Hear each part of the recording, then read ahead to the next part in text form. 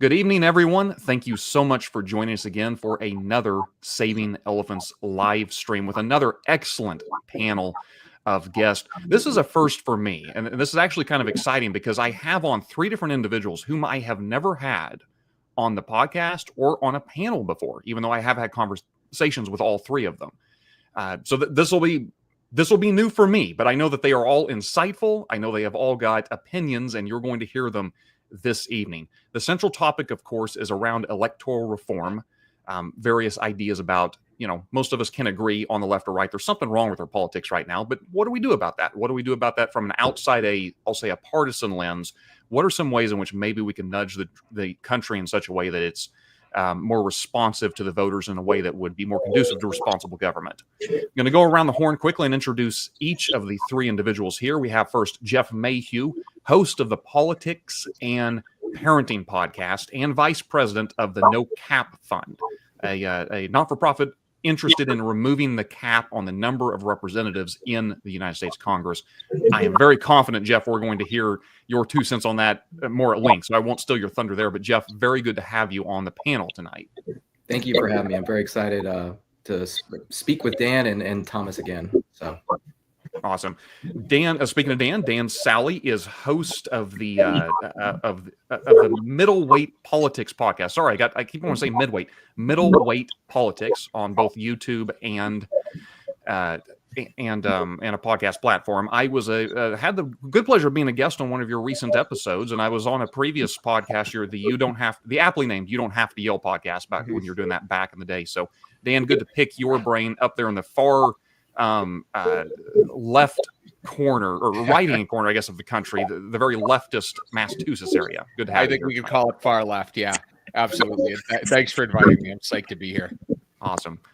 And last but certainly not least, Thomas Howells, one half or the co-host of the Why Post-Liberalism Failed. If you know anything about Patrick Deneen's book, you get the humor there. Excellent YouTube channel I would recommend you checking out. Also, editor-in-chief of the Vital Center digital magazine. And I don't know what your actual title is, Thomas, but I know you were the founder or the individual who started the Reagan Caucus. Yeah, I founded the Reagan Caucus. We started with a PAC, and we're adding a 501c4 affiliate called the Reagan Caucus Action that will start in mid-May. And with that, we'll start a podcast and have regular articles and stuff. Well, I'm looking forward to that because you produce some interesting work, and I am all for those trying to get the Reagan Caucus to reignite the spirit of Ronald Reagan. The Onion come up with an excellent video many years ago about the Republican Party found its candidate for, I think it was the 2016 election, the reanimated corpse of Ronald Reagan. But I'm all for, it's not Reagan himself, it's his ideas. Those are eternal, I think. Those stick with us, and we need to get back to those basics. Yeah. And with the general electorate, Reagan's ideas are very popular right now, but it's hard to get through a primary electorate. That's one of the issues. Absolutely, and that is certainly something that we will need to talk about this evening. I do want to mention for those watching live, and thank you very much for doing so, you're more than welcome to post questions, comments, providing they are appropriately tasteful. I will be more than happy to share them live here. And if they're questions directly for us, we will try, of course, to mull them over and to respond. But with that said, there's a lot of specifics we could talk about reform, but I wanted to start where maybe some of these conversations would end. I think it may be best to start here. And that is simply this. I hear over and over that this is the era of the independent. The independents finally, for the first time, I guess, in history, was the second largest voting bloc in the recent presidential election. I hear that we are part of this great exhausted majority, I guess they call it, the one that nobody's happy with the direction the government's going. I hear that now is the time for change. This is the time for the third party. This is time for something. It seems like for the last 4, 8, 12 years, it's always been, this can't last. We're going the wrong direction. And yet it seems like we just keep doubling down on the bifurcation of the nation, on the giving the red meat to the base of both parties and keep going in this direction. And so I guess I'm just curious because our nation, I think, its system of government is both resilient but also malleable, has the capacity to reform. But I think it only has the capacity to reform to the extent that the American people are in a reformed mindset or era. Mm-hmm. That's my first question for the group. Are we there? Yes, there's an exhausted majority, but are we really looking for reform? And if not, what would it take to get us there? I mean, I think we're absolutely looking for reform. I think the fact that I'm on this podcast is proof that we're looking for reform. 5 years ago, I was just a regular dad who owned a print shop, who was watching, a whole bunch of people storm the Capitol and thinking we could do better. And why is it so bad? And I literally just started reading history books, and I just kept reading history books and, progressing down the line, figuring out, trying to understand where we came from, how we got here, and then trying to find a way to nudge us in the right direction, because ultimately that's all we really need is we just need to be like nudged back on the track. Right now we're just one wheel is off the track and it's spinning and we're not moving anywhere. If we get back on the track, even if we're moving 5 miles an hour towards reform, we're moving in the right direction. You know what, Jeff, I'll echo what you said there, which is I think we are, and one of the things I look for when I try to figure out kind of where we are, how do we solve a problem, is historical parallels. And if you look at where we are today, from all cultural, political, economic angles, we are smack dab in the middle of the progressive era, which happened between, let's say, 1890 and, correct me on my dates, everyone on this panel, 1890, let's call it 1910, 1920, somewhere around there, right? The populist era kind of bleeds into the progressive, but I think that's generally speaking. Yeah, right. yeah, exactly. And, same exact conditions. So rampant income inequality, degradation of social cohesiveness. So broken families, lower church attendance, lower attendance in social, or lower participation in social organizations, right? All these things kind of happened around the progressive era. And that was also a point in time when ordinary people got together and implemented some changes that really altered the direction of the country. So a couple of things that came out were the direct election of senators, women's suffrage was another example. So I do feel we're there. There are some differences, and I think those things don't happen by accident either. So the reason the progressive era wasn't the end of the country is because people chose to take action. And I think we're at that moment where it could go in either direction depending on whether people choose to take action or not.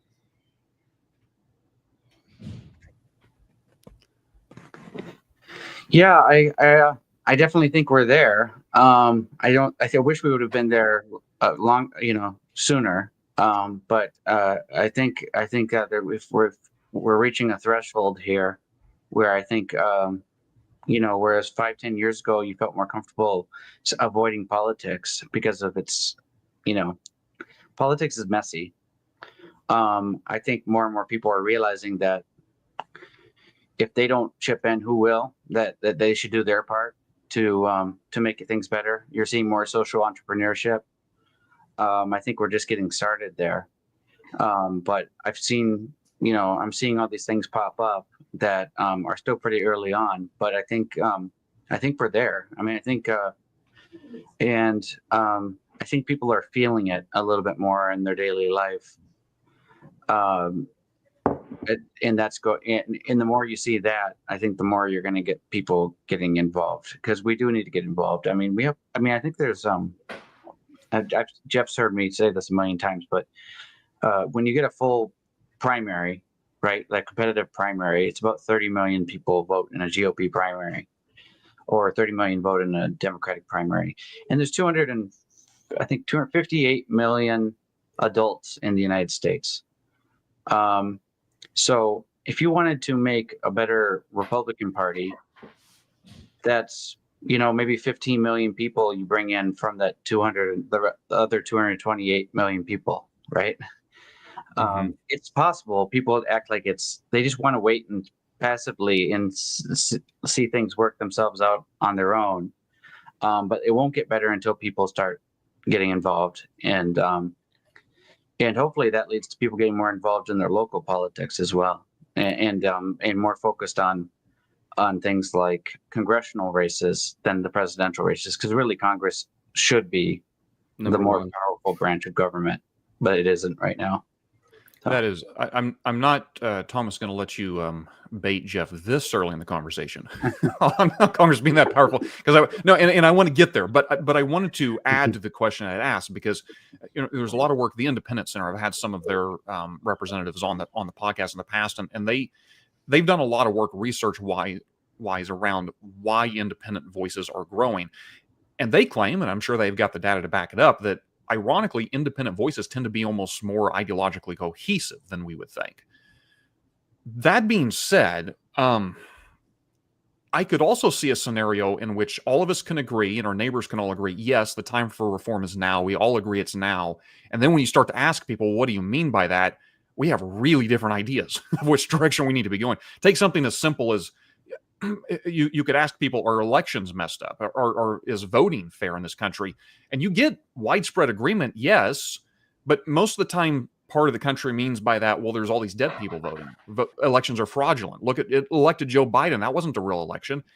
And then you get the other side saying, well, they're systematically preventing people of color and minority voices from coming to the polls. That's the problem. Is it a problem of elections aren't something that's attainable to all citizens equally, or is the problem election fraud? I mean, those are, and presumably you could hold both those views. Maybe those are both problems to be worked on simultaneously. But I guess I'm wondering, is there because it seems like in the ether of the United States, we just are so radically divided that even those of us that don't find ourselves in these extreme red and blue camps, nevertheless, seem like we're sucked into this universe of those are the only two directions I get to go.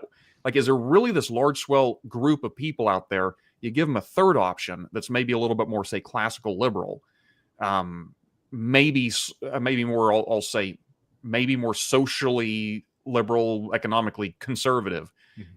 Is there really that kind of an appetite for it, or do we just have a lot of people upset and we can't agree on what to do about it? Can I throw out something horribly negative, and I'm hoping our other panelists can help diffuse the bomb I'm going to throw into this conversation? Sure. But the reason I want to jump in first here is because I do think that, to your point, a lot of people support the idea of election reform, broadly speaking, or a lot of people out there support the idea of a third major party. But then you ask them, well, what does that look like?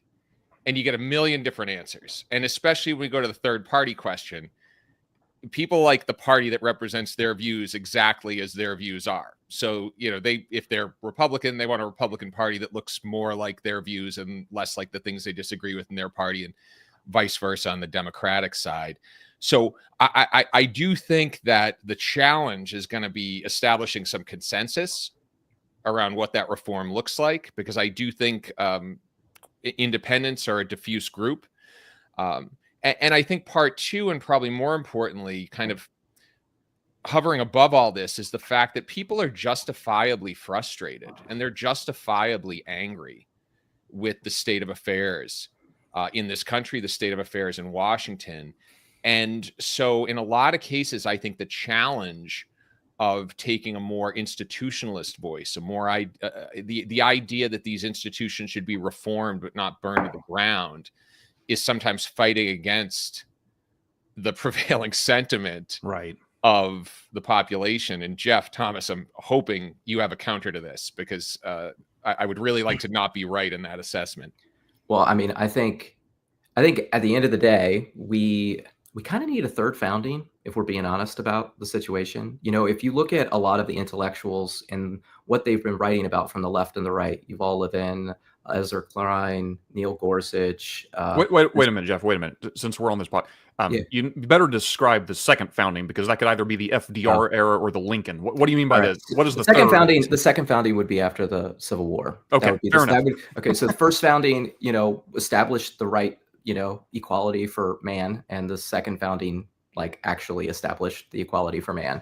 And the third founding really needs to establish a right of representation. It's something that was left out of the first Bill of Rights for different reasons. We call it a poison pill, but it could be something else that's lost to history, I think. But realistically, we need to have tough conversations. That's what they did in the founding, and that's what they did in the second founding. We have a lot of issues, like I was mentioning, all those intellectuals, they're writing about, we're overruled. Neil Gorsuch says we're overruled. There are too many laws. We can't keep track of it. What does the rule of law mean when nobody knows what the law is, right? Like, we need to fix that problem. We have major issues with our country's economics, with the debt, with entitlement. We need entitlement reform. And that's something that's going to be really hard to do because nobody wants to give up their free money, right? Like, well, I earned this, like it's really hard to change that mindset in America. And that's why uncapping the House is really like the first step. Because there's two reasons. You need all of these smart people that are working to create the social entrepreneurship that Thomas mentioned, all those groups that are popping up. People think like, oh, things just kind of happen, right? No, people make them happen.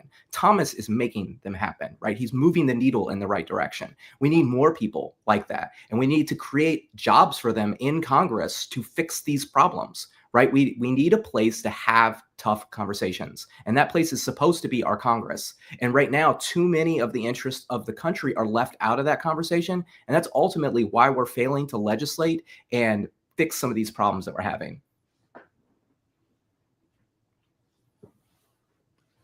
Thomas, do you want to hop? I'm sure there's more Jeff would like to say about uncapping the House, but do you want to hop in here before I turn them loose?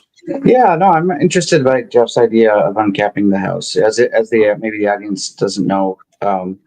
What year was it that the Congress decided they'd put a cap on the representatives? Yeah, so I'll tell just a real brief background for the audience. So during the progressive era, the end of the Gilded Age into the early 1900s, our country was growing really fast. The population was crazy fast. And the population was moving from rural areas to urban areas because of all the big industrial businesses that were moving in, right? This gave a lot of powers to corporations, okay?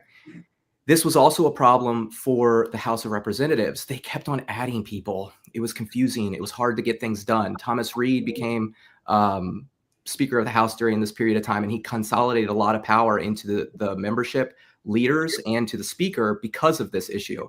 Now, going forward a few years after 1920, because of World War I, because of the growing population, because of, who are we supposed to count? Because there's a flood of immigration at this period of time too. Do we count all people or do we count just the citizens? This was a 10-year argument for the apportionment. Apportionment is supposed to happen after the census every 10 years. Right. Mm-hmm. And after 1920, they could not apportion the House. The Senate and the House could not figure out on a number, and they struggled for 10 years until finally in 1929, they wrote a bill. It was called the Permanent Apportionment Act of 1929, and it set a limit, a cap of 435 representatives. That's basically what they had then. And we have been sitting at it since then. And we have grown so much more. 330 million people in the country now. And it was only 100 million at the time that the House was capped. So if you think about that, like the way I like our structure of our government, it's this funnel up to power, right? Mm-hmm. If you are an individual citizen and you want to talk about your federal government, you have an issue with your federal government, you want to go to your congressional rep, right? They're the ones with the power. The Constitution gives them the power for a reason. And you go to that person and that person just funnels it up, right? They talk in Congress and it gets to the kingmaker, the president, right? The one that's going to sign the bill at the end of the day. But right now, because the Congress is so small, the only people that really can get into the office is the special interests, people with money, right? Regular citizens can't get a phone call back. And what it's become is a gate. It's become a gate to power as opposed to a funnel or a microphone, and I think ultimately we just got to fix that problem. So the most common, I won't say intellectual critique of the idea, but I think just the man on the street you begin to tell that to. You could forgive them for thinking, what, you want more of those blood-sucking parasites in Congress? Why would that make anything better? So what is your sort of elevator pitch for why adding these number of yahoos that we can all think of and can't stand online is actually going to, I'll put it this way. Let me rephrase that question. Is it reasonable to suppose that something like uncapping the House could lead to a better quality of congressmen? Absolutely. And so here's the thing. You limit by uncapping the House, you decrease the amount of power each person has in the House. Okay. By decreasing the amount of power each individual has, you weed out a whole bunch of people who are solely there for the power. Okay. So that's number one. Secondly, you increase the chances that somebody like me would run for Congress, because I would not run again the way that it is. Like, I have to do so many things that I don't want to do. And I'm, homegrown. I live in my community. I've lived here my whole life. I've taken the time to educate myself, not only on my district, but on my, the Constitution, the rules, everything. I'm a well-prepared individual for this job. And I have to do so many things that I don't want to do because the system is kind of messed up, because it requires so much power to get there. Power's money. You have to raise a lot of money. It costs over $1 million to run for Congress nowadays. And again, if you increase the number of seats, you decrease the size of the district, you lower the amount of money to office, you lower the amount of work it takes, right? I just read a book recently by Tim Carney. It's fantastic. It's called Family Unfriendly. And again, as I mentioned before, I'm not from, I didn't go to school for this. I got into politics as a family guy, right? And there's no more unfriendly place than Washington, D.C. for families. Like, they don't want people who have kids there working. They make it hard by lowering the amount of power, by making the district smaller. You're going to get regular people in there, thoughtful, hardworking people who are there to serve and not get something in return. One thing that, when I always think about with the logic of constitutionalism, right? And that that there are always these trade-offs. And if you vote for the senators, you have some advantages, or if you let the state legislatures vote for them, you have other advantages. And there's a little bit of trade-off involved. So I'm guessing with uncapping the House, it seems to me plausible that because with these very large districts, general American trends just sort of tend to form within the district. So it tends to empower sort of a national party to, sort of be monolithic, or, what I mean? That sort of thing. Whereas I guess you're saying if you have much smaller districts, you might get more variety in the Congress. That might mitigate, like, what Madison says in Federalist 10, mitigate the mischiefs of faction a little bit by making it harder to form large factions. Yeah, I actually I wrote that in my copy of the Federalist Papers. At the end of it, I write more factions solves the problem of factions. Yeah. Right? Like increasing the number of factions, they're fighting against each other, right? But it's harder for one large faction to crush another faction. Yeah. Right? Because it definitely does seem that today the districts are so large, they basically they tend towards more national trends as opposed to more local, the more local perspective. If you think about that, you only get a few competitive races per run. And then it makes it easier for, let's say, somebody who has a lot of money, let's say Elon Musk, right, to donate a lot of money to those really competitive races that have a chance to flip.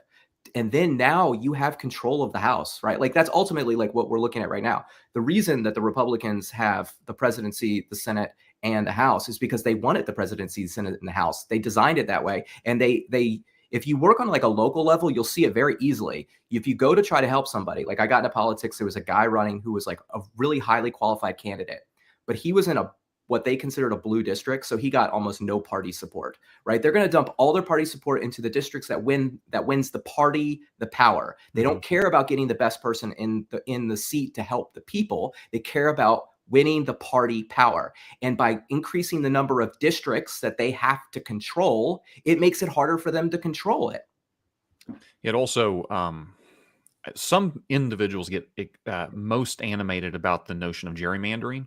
And I'm not saying that's not something that ought to be considered, but it occurs to me, lifting the more districts presumably would make a gerrymandering a much more difficult assignment for someone, because you can't build the maps in certain ways if you've got so many additional districts to be covered. Yeah, especially when you first do it, right? So like my theory is like when you first uncap the House, the first apportionment that you do, if you do it right and you elect the right people into the House, I think you're going to get like a really great map. that really gives you a real representation of America, because nobody's really going to know how to rig the new system because it hasn't been written yet. So you're going to get 10 years of pretty good elections in government in the House of Representatives. And that's when we really, really start to like go in. Like I tell people right now, America is this beautiful, beautiful garden full of weeds.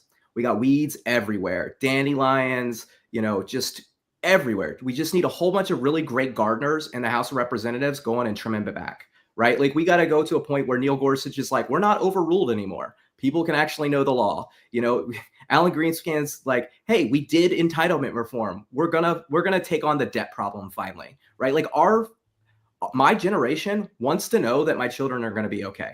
Like at the end of the day, that's what I'm here for. That's the only reason I showed up. And like Thomas was saying, there's a whole bunch of people going into that social entrepreneurship. They feel it so tense around us. They know that they have to stand up and do something because they look at their kids and they go, well, they can't do it, so I have to.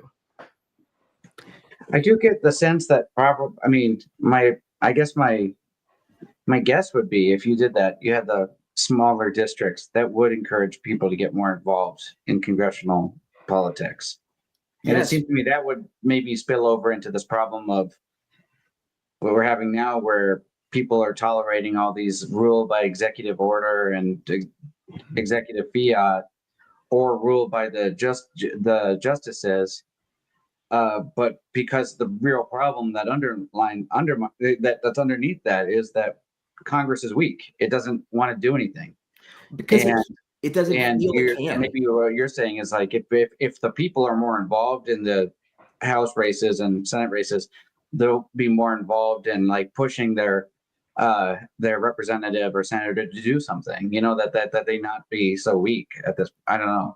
Yeah, no, that's 100% it. I'd be hopeful anyway that would have that effect. I'm not quite sure, but Yeah, I'm seeing Dan bite his tongue here. Why don't you get a word in? Yeah, I don't want to interrupt the flow here, but I do think so. I definitely think there's value to increasing, or I should say decreasing, the number of voters per representative. So if you look at democracies globally, we have one of the worst ratios out there, right?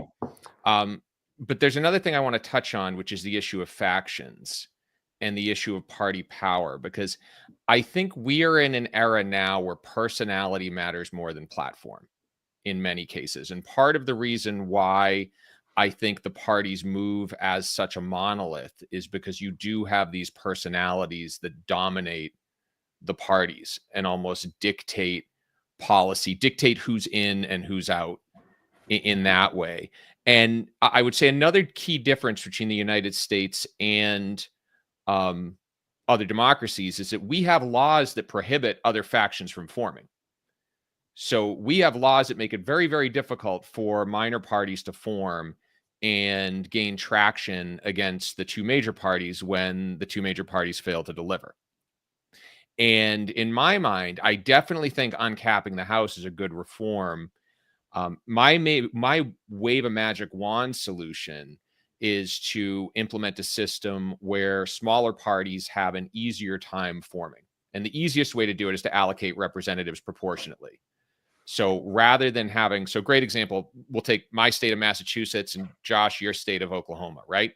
About the same percentage of people in Massachusetts vote Republican as vote Democrat in Oklahoma. Yet 100% of our congressional delegations are Democrat and Republican. And the reason for that is the single member district. The reason for that is all I need is one more vote than second place to basically to represent everybody in my district. Now, how most other democracies do this is through multi-member districts. So rather than having one district with one representative, they have one district with, let's say, 3 representatives. And so the breakdown becomes more equitable by party. And so that means Oklahoma is sending a few more moderate Democrats. Massachusetts is sending a few more moderate Republicans. And I think that would also do a lot to increase, I think, let's say, the fluidity of coalition building, and also allow for more factions, more ideas to enter into the ecosystem as well. And Jeff, I saw you nodding your head. I don't know if that was in agreement or disagreement, but I'm curious as to your thoughts there. So, I mean, if you look at the House before it got capped, there were regularly third parties, right? Because there was enough space for them to exist. Since the House has been capped, you're right. There's been a lot of laws written to keep other parties from forming, right? They limited the space, which means they got to limit the amount of people that can come in.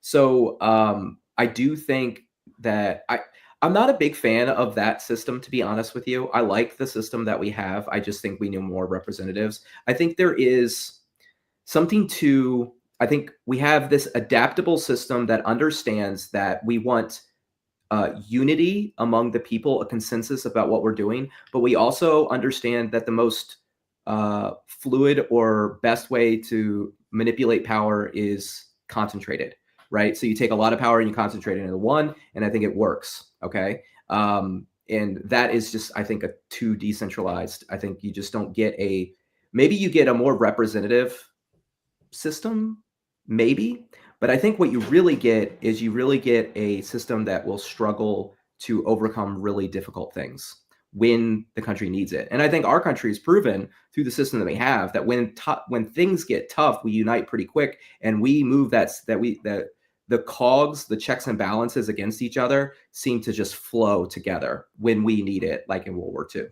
right? Could I offer a counter to that though, Jeff, for you? So, because one of there are 2 points in recent history that I think jump out at me. One was after 9/11, when there was clear bipartisan unity on what we should do after the attacks on America, right? And this was also following a fairly contentious presidential election. Now, go a little further ahead to 2008 when we had the financial crisis. We couldn't get the House to agree on an effort to address what could have been the disintegration of the global economy. And ultimately, it was George W. Bush doing an end run around Congress via the Treasury that got us out of it. But I guess just I'd love your comments on that, because I do feel that there's evidence that in some cases that unity can be, how do I put it? There is some evidence that doesn't always happen, right? So the situation, have you read the book Act of Congress? I can't remember who wrote it right now, but it's fantastic. And it tells that story of the financial crisis. And it tells why we struggled with the financial crisis. And a lot of it has to do with, according to the book, Mitch McConnell was more concerned with raising money and taking advantage of a new source of revenue for his party and power for his party than he was with passing legislation. There were 2 or 3 people working on those bills that were working hard on them, and there was a whole bunch of people trying to tank them. And so, like, when you're fighting for power and you're not actually legislating to solve the problem, you've got a big issue. And part of that is it's special interest. The House was too small. The fact that you were fighting over money instead of solving the problem is a result of the system. Now you go to 9/11, it's a little bit different, right? Because what special interest inside of our Congress is against the United States, right? Like, there's a whole bunch of financial interest at play here. So they're all they've carved out different sides, and you're writing a financial bill, right? But how many do you have over here? So it works here because everybody's united on one side. It doesn't work here because these people have too much power and they're fighting over power instead of doing their job. So I think it may also be worth saying, Dan, because there is a temptation, at least on my part, to say, whatever we have now, maybe something else would be better. And maybe what you're suggesting about if across Oklahoma, we have a lot of Democrats in Oklahoma. You have a lot of Republicans there in Massachusetts. They're just not in the majorities, right? And so maybe in theory, it would be a better system if the states themselves were sending a more diverse group, say Republicans, Democrats, to represent us. I think, though, if we return to this idea of uncapping the House, of trying to get back to the nuts and bolts of, well, what is the nature of a representative in the first place? Maybe it's an ideal we can never truly live up to. But I would prefer a system in which it actually means something. I live in the greater Tulsa area, that my representative is from Tulsa. The number one thing is not, are they Republican, Democrat, is what are the values in this specific community, and how does that differ from Oklahoma City that's a couple hours down the road? Again, if you make the House uncapped, if you make it smaller, you might end up in a scenario where an individual would say, you know what, I much prefer a scenario that I am able to send a person who truly represents my values to Washington, D.C., rather than I dwell in a state in which we have some sort of a mixture, a delusion, if you will, of the two parties.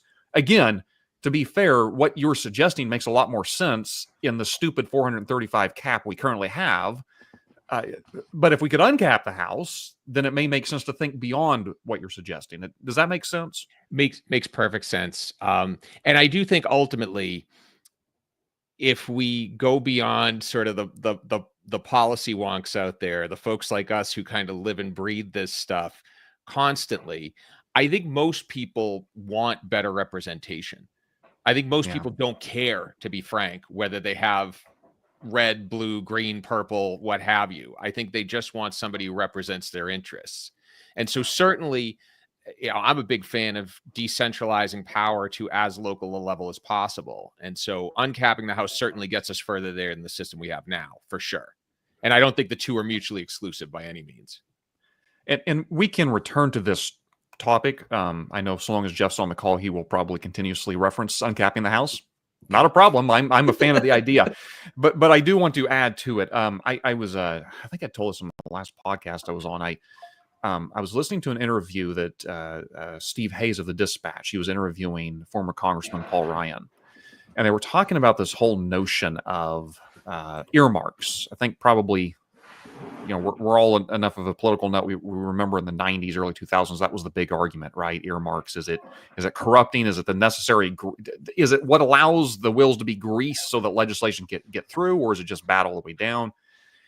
And Steve Hayes was sort of asking the question, could a return of earmarks kind of mitigate some of these problems we see now, where it looks as if, he often cites, look, there are entire congressional offices that have essentially fired all of their staff except for those that do social media blitz, because that's all it is. It's just, Matt Gaetz even said something to the effect of, back when God help us all, he was actually in Congress, that, if he wasn't on TV, he wasn't quite doing his job. To him, that's what a congressman does, is he just creates enough havoc to where he makes a scene, and then we can all talk about it. Paul Ryan essentially responded that while he was open to the idea that maybe this could provide further incentives to negotiate and grease the wheels of legislation, he was concerned that we're just in a different era, and that what truly motivates individuals who run for Congress is different. Now, I understand uncapping the House, Jeff, it's your go-to issue, and it may help, but let's just, for the sake of argument, let's assume that we cannot uncap the House, that's just not going to happen.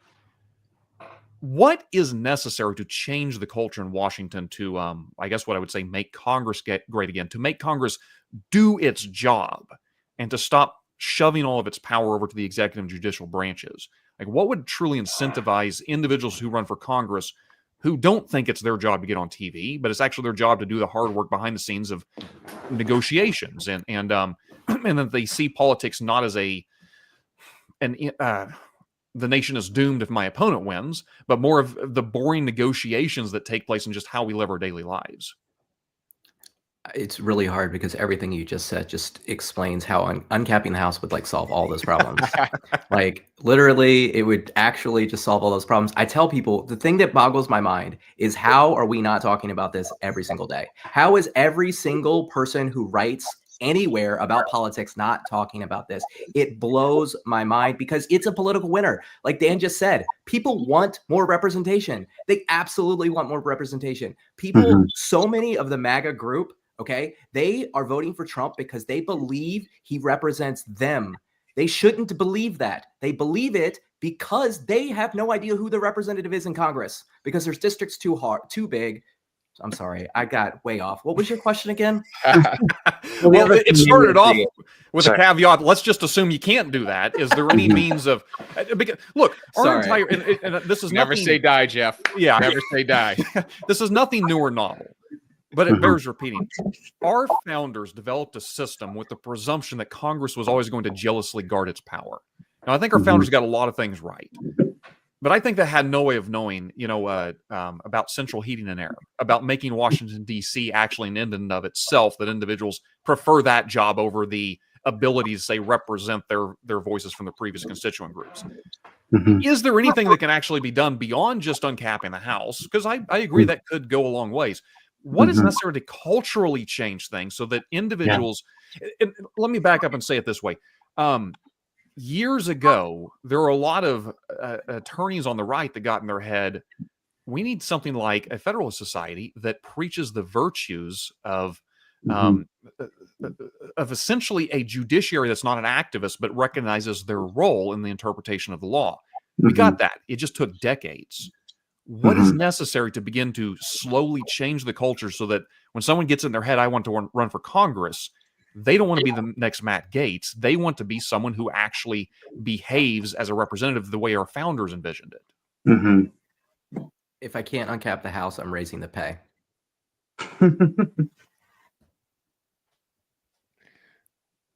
Yeah, I wonder. I mean, one of the things that normally gets suggested in this regard is to get rid of the cameras, so that they're less incentivized to use it as a platform, and you know, instead to impress their constituents by like doing things. I like that. I'm going to add that to my raising the pay. Could I, Thomas, I want to ask you a question here, because you said something in the beginning that kind of spoke to me, and anyone else is open to comment on this as well, which is, I'm curious what everybody on this panel thinks about the role of parties and of party primaries specifically. Because right now what I see is the party primary as a real choke point on political power. Because if you look, so just to give an example, in the last primary, which I think we could argue may or may not have been as democratic as we would have liked, but in the last primary, somewhere in the neighborhood of 10%, a little under 10% of all voters were responsible for deciding who the Republican nominee was, a little under 10% responsible for for determining who the first Democratic nominee was, and then 0% for the second. But that was like 0.00001%. Exactly. And now if we look at Congress, it's even worse. So if we look at Congress, about 10% of voters are responsible for electing over 80% of Congress, due to the fact that the majority of seats in Congress are safe seats, and so the party primary is effectively the general election. In my mind, the primary process gives outsized power to very organized activist wings of both parties, and ultimately can result in the polls actually having more power. So I feel like if we're going to reform, or if we're going to implement a reform that really changes the incentives, we need to have candidates running for the majority of the voters they serve from the start. And I don't think the primary process does that. I think the primary process actually encourages people to play to the base. I'd love anybody else's thoughts on that. Well, it's actually funny you said that, because can you hear me? Sorry. Yeah. Okay. It's funny you say that, because the Reagan Caucus got started with me trying to write an article on why we need a reform primary system. And what I found out was, my assumption going into the article was that primaries tend towards radicalism. But what I found was it's empirically a wash. Like sometimes the moderating influence, sometimes the radical influence. It depends on that historical, like, you know, who happens to have taken charge of the primary electorate at that point in history. So when I realized that, then I started thinking, like, okay, well, all right, how do we get a better primary electorate? And I come from a sort of center right perspective, focused heavily on rule of law and American constitutionalism, and secondarily on policy, because I think that the most important stuff is that first step, and then policy is this, you know, important. But if you don't get the first step right, then you're going to lose both. And so that's where the emphasis became like, okay, then how do we get a responsible primary electorate? And I realized it's like, well, we need to mobilize about 15 million people, right? Right now, when they do those polls of registered Republicans, they just have all these radical MAGA beliefs, you know, right? Radical MAGA beliefs, if you poll them, right? That's because people like me I'm still registered Republican, but most people like me are not. I do not want to be a registered Republican right now, because look how they're behaving. And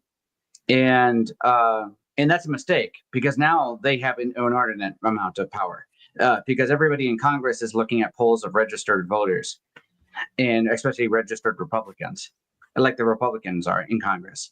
And so now if you're like, hey, can you guys stop these tariffs or whatever? We don't like these tariffs. They're like, I don't know. When I look at the polls of registered Republicans, they say that we should do everything that Trump says. And it's like, well, if all the people like me were registered Republican, then it would be a little bit more even. You know what I mean? It would right?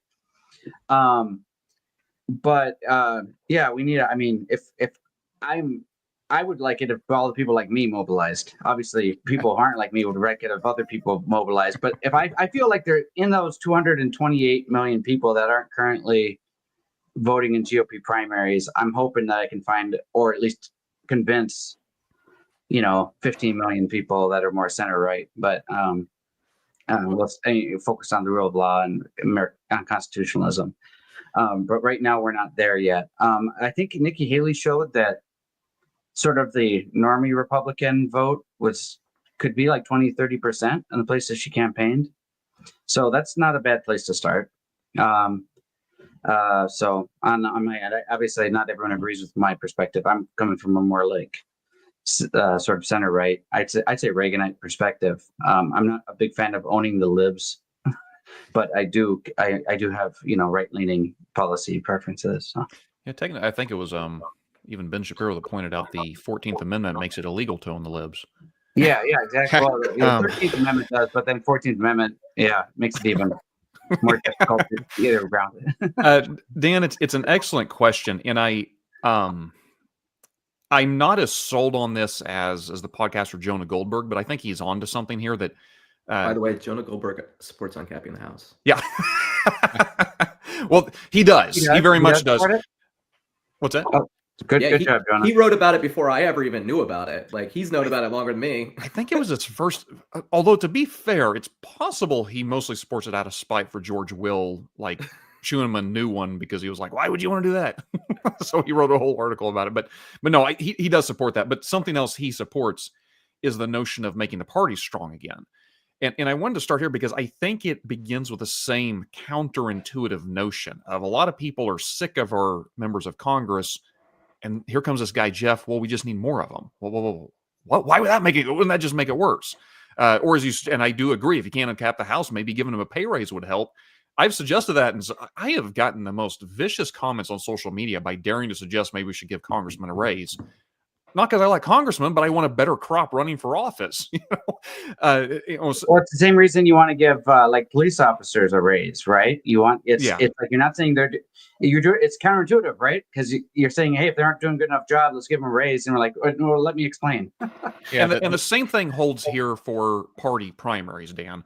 It's a little counterintuitive, but possibly one of the moves forward is a I don't want to call it an undemocratizing of the parties, but to actually turn the parties back into there being certain power brokers that are allowed to restrict the decisions that the rank and file can make. And what I mean by that is I think it would be to the advantage of parties to have, or rather, to the party's long-term advantage to have individuals within those parties saying, no, these are the choices. We are a party, and we're almost like a private club, if you will. Those members of our club, they don't all have the same voice. Those of us who have demonstrated we have certain clout, we have certain long-term goals in mind, because as Goldberg often says, if you have a candidate such as Donald Trump or heck, Bernie Sanders show up and try to explain to the party bosses what they want to do, they'd show them the door, right?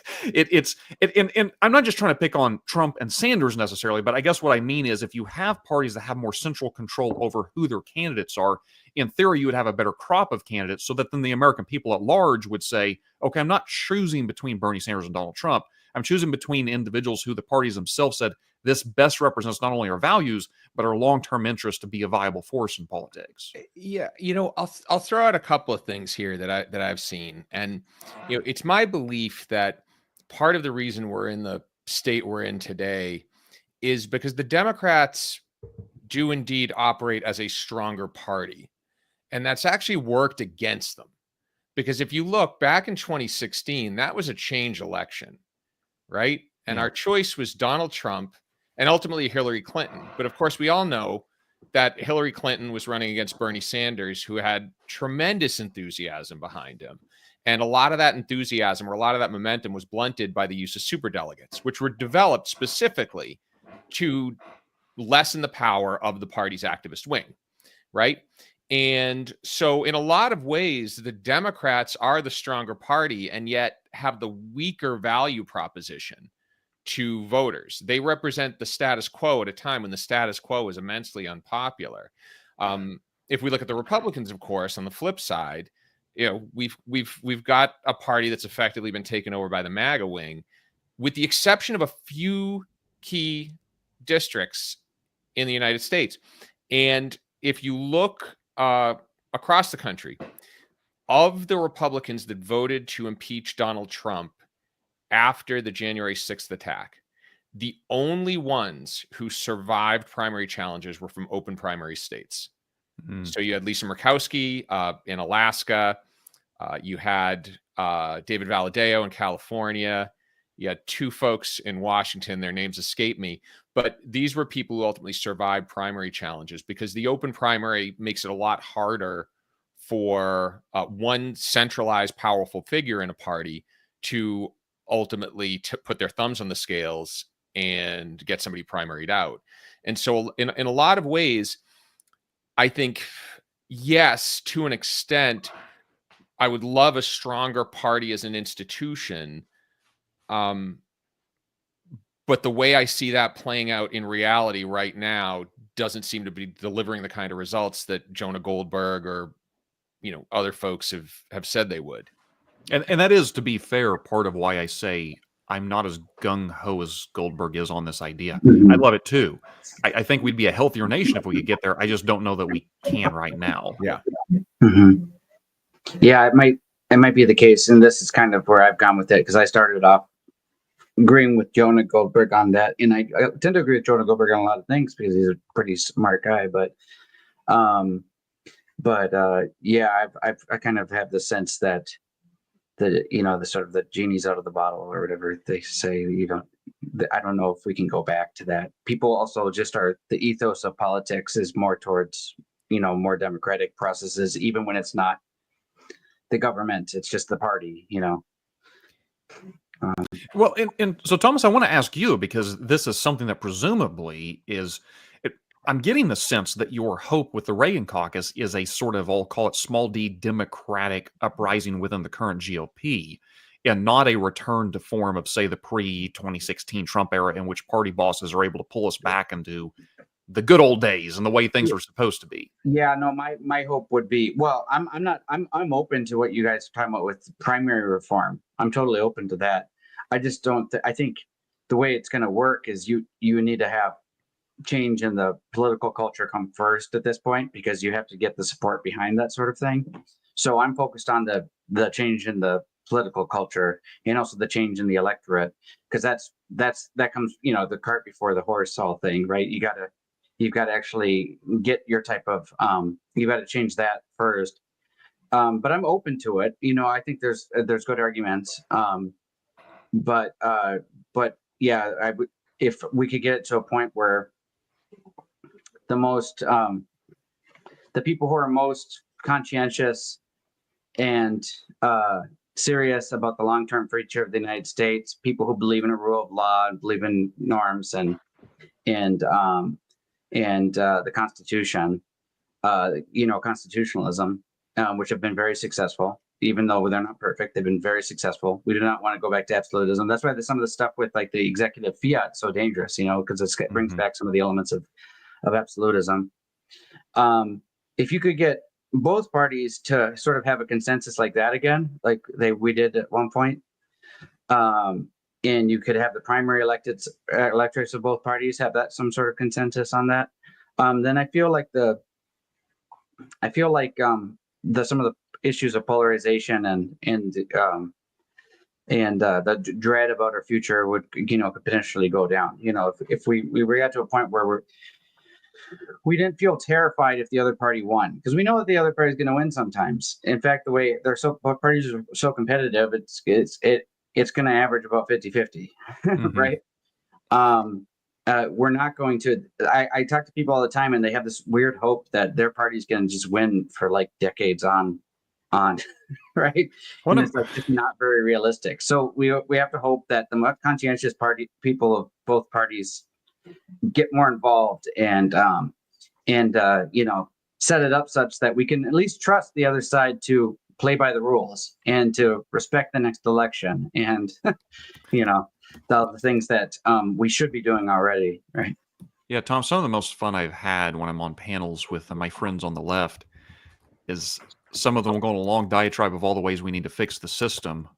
And after they're done, I simply ask, are you okay with those specific reforms, presuming we go back 2016 or even as we are now, Trump's president and the Republicans control the House and Senate? Oh, no, we don't want that. It's like, well, I don't know what to do for you. It's going to happen at some point.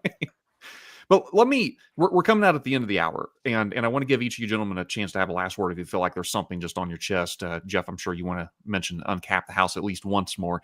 But I want to close. I want to offer a closing question here, because I think this is the sort of conversation that could possibly seem to people about us. We're talking about climate change.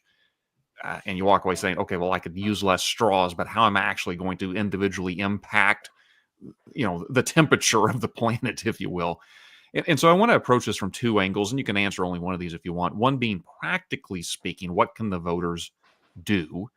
And secondly, maybe more importantly, what is a healthier mind frame? What gets the American people, say, into a reformist frame of mind? Because I think there's a lot of ways in which we can look around and see everybody's got their hair on fire. And a lot of the ways the voters have been behaving writ large for the last 10, 20 years doesn't seem to be very reformed minded. As Dan, I think you pointed out, it's or maybe it was Jeff, way more interested in burning the house down than having this boring conversation. How do we build institutions?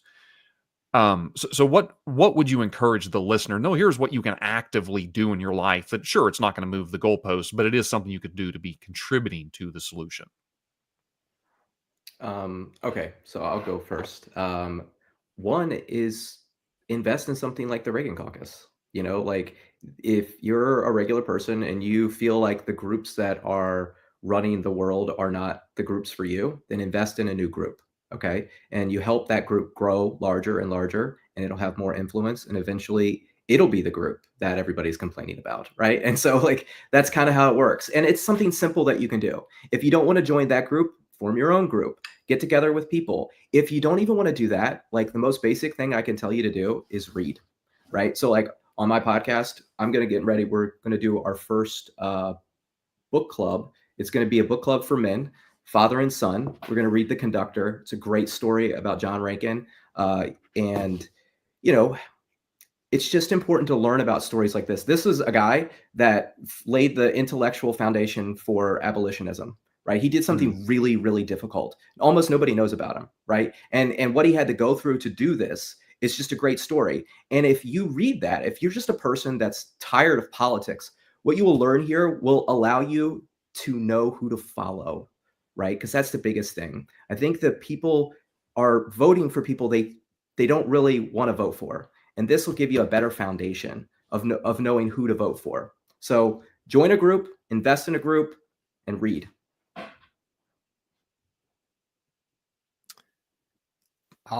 Thomas, you want to go? Oh, no, you. All right. Sorry. I saw you come off mute there. So, yeah, I'd echo that. And I would say another thing for folks to understand is how much power we have at the state level.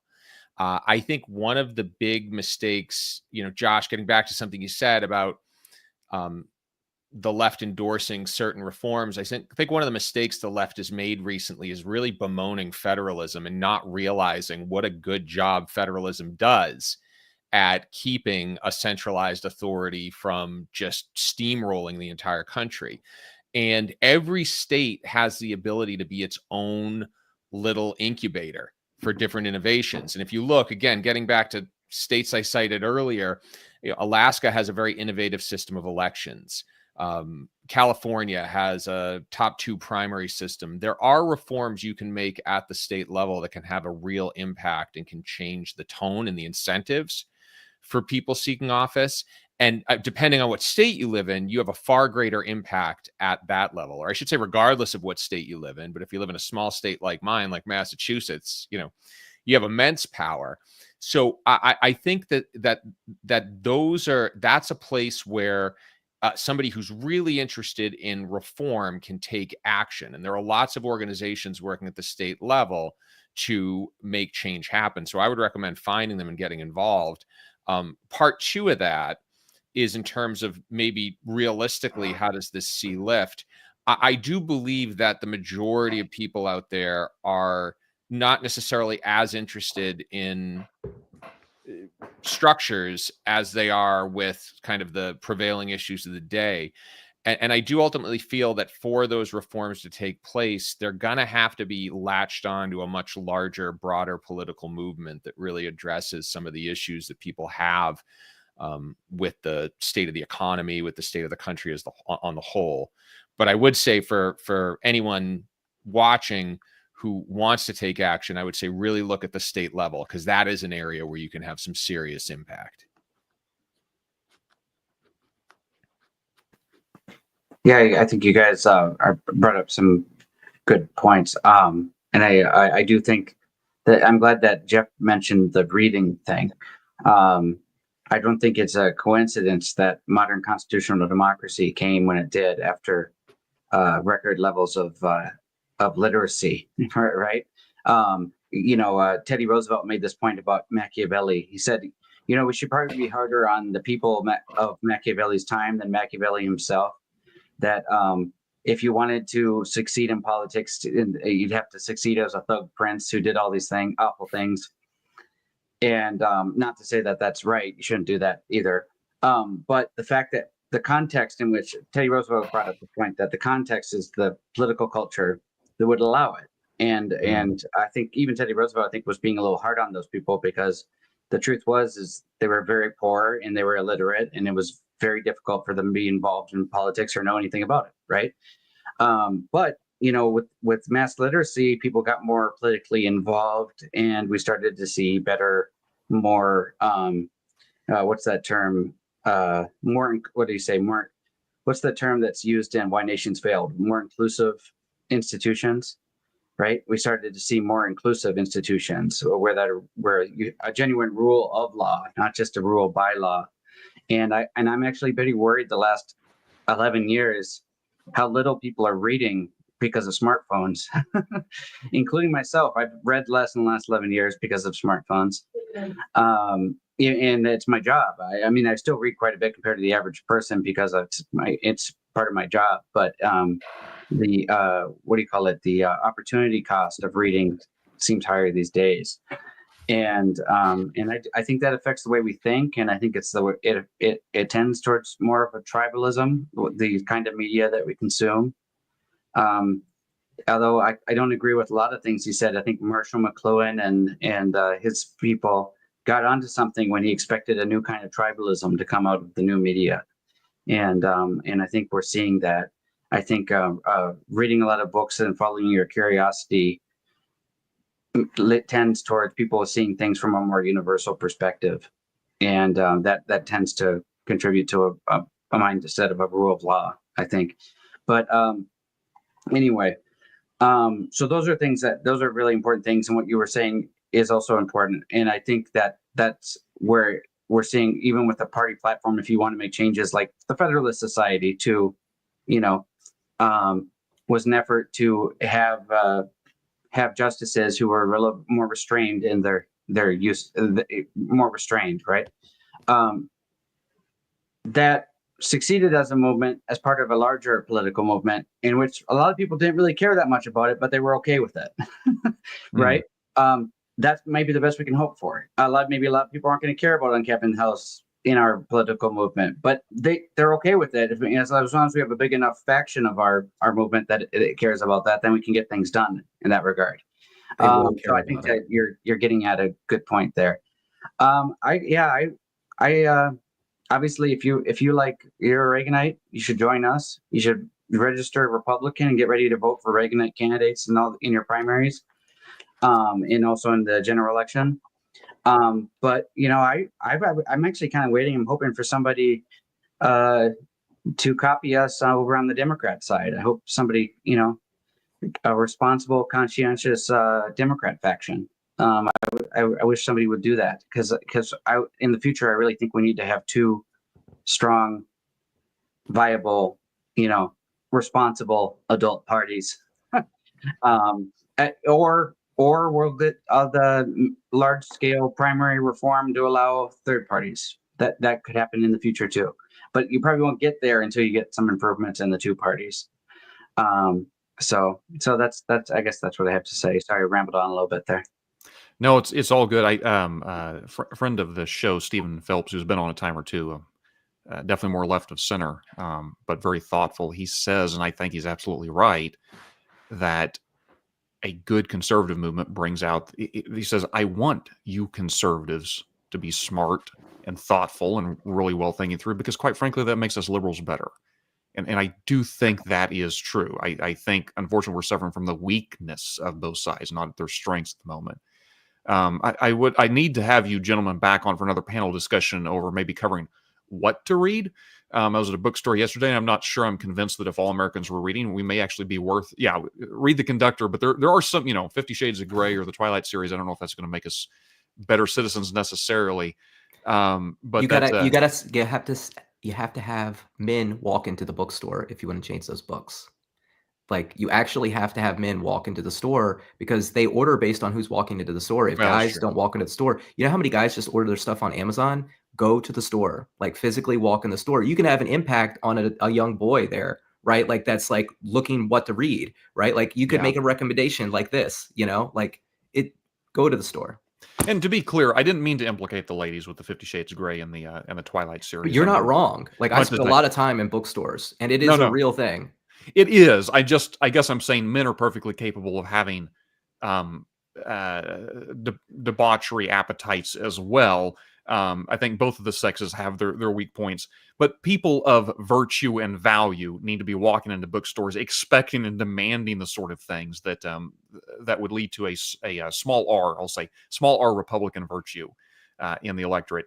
I could obviously ramble on a lot. I have had a great time talking with you, Jeff, Dan, Thomas. I appreciate all the insights. I'm hoping the audience got some value out of this, some thoughts as to, if nothing else, I think there is hope that we can expect and look forward to a better future in our politics. We've done it before in this nation, and we can do it again. Doesn't mean we will, but we can.